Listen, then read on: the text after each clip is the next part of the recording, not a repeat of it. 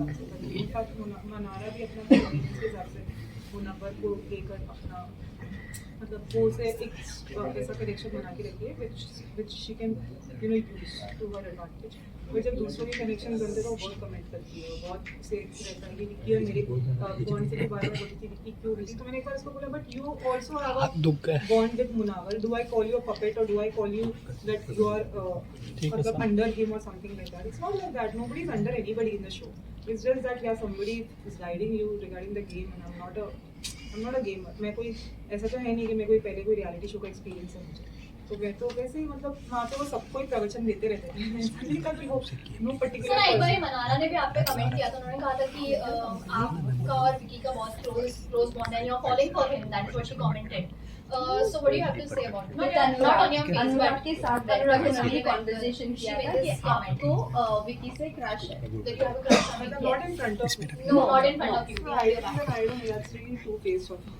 Not two-faced, because इस पे उसको पता अच्छा से था रखाएगा। कि हाँ, मैं इसका बहुत कोऑर्डिनेट करने की कोशिश करी थी। मतलब अगर मुझे क्रश होता ना उस पे तो मैं उसके साथ तो जैसा मतलब लास्ट वीक में अगर आपने देखा होगा मैंने उसे नॉमिनेट किया था और फिर इनफैक्ट मेरा ही उनसे इतना झगड़ा हुआ था, तो वो सब तो नहीं होता हमारे बीच में।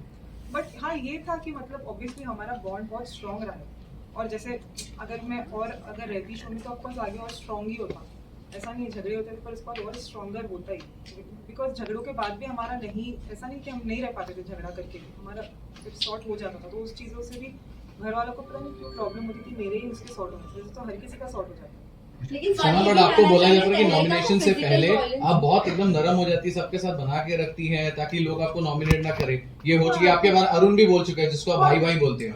अरुण इज नॉट अ भाई, इनफैक्ट उसको आपने देखा होगा बाद में मैंने उसको बहुत कुछ बोला भी शो लास्ट एपिसोड में भी मैंने उसको लिटरली ट्रोल किया था। तो ऐसा कुछ नहीं है, वहाँ पे हर कोई ऐसा है। मेरे बारे में सिर्फ बोला जाता है प्रॉब्लम बिकॉज मेरा शायद थोड़ा दिख जाता होगा। विकी के बारे में तो वीकेंड के बाद भी कहा गया तो नंबर गेम बनाता है ये।